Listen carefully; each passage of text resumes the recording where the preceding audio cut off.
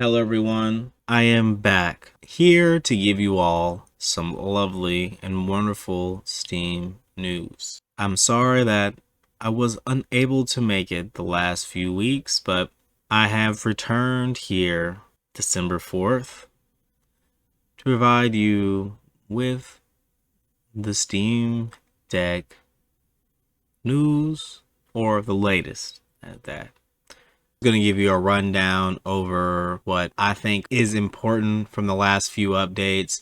I'm going to be covering the Steam Deck client update for around December 1st to today, the 4th. I'm going to be continuing attempting to release a video whenever there's an update or the day after or so. Let's get back to the update. They fixed a lock screen pin reset process to not show pin entry screen upon the Steam Deck restart. They also fixed a crash when you were touching gift or new inventory item notifications. They fixed an issue where if you exited a one-on-one voice chat, the game would crash, which would be annoying, as well as an issue where the on-screen keyboard no longer showed when you requested it within game or Proton. There were a few updates to the Steam input. They fixed a case where switching virtual menus with an action set, layer, or mode shift would cause them to stop working. They fixed the L3 and R3 buttons not working on some third-party PS3 controllers. Fixed controllers being treated as Xbox One controllers by default when defining their layout. They fixed the rumble for Switch Pro controllers attached over USB. As for remote play, they fixed getting the wrong personalization, colors, etc. for streaming PS4 controllers, as well as fixed streaming Bluetooth controllers not turning off. For desktop mode, they fixed size of content and update news dialog when running the Windows text scaling is greater than 100%. They fixed the display of the update news and other pop-up dialogues with GPU accelerator rendered disabled. So, let's see what happened on December 2nd.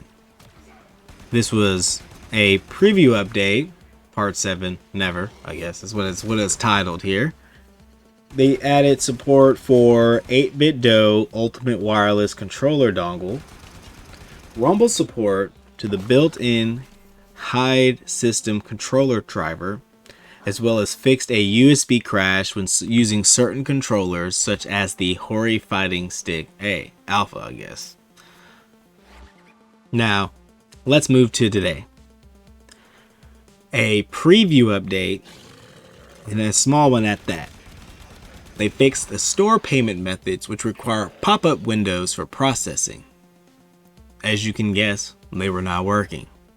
With these updates alone, some of them being smaller than others, the first one at that being a stable update and adding a lot of bug fixes, we can say that for December, the first week was, well, not full week, but first week at that, came with a lot of juice for the Steam Deck, with the point that it mostly focused on bug fixes, which is good.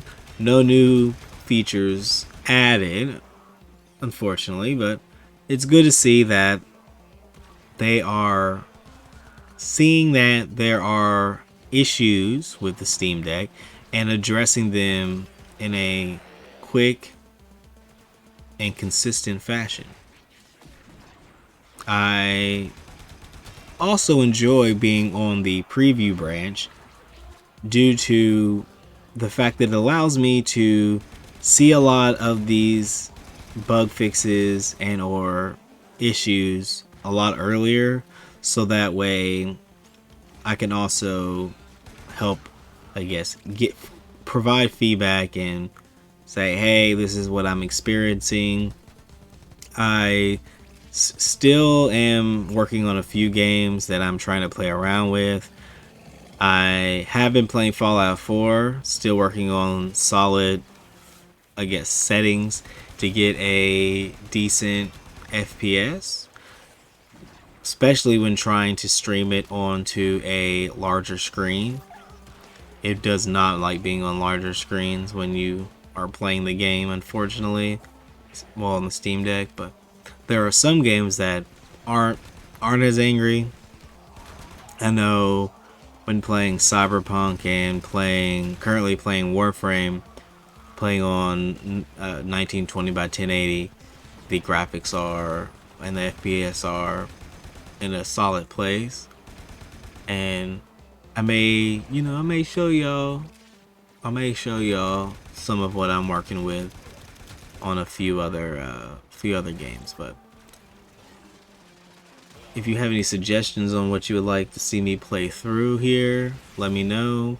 Other than that, I will be back with more Steam news and updates.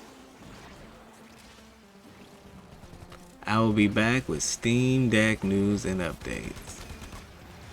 Thank you.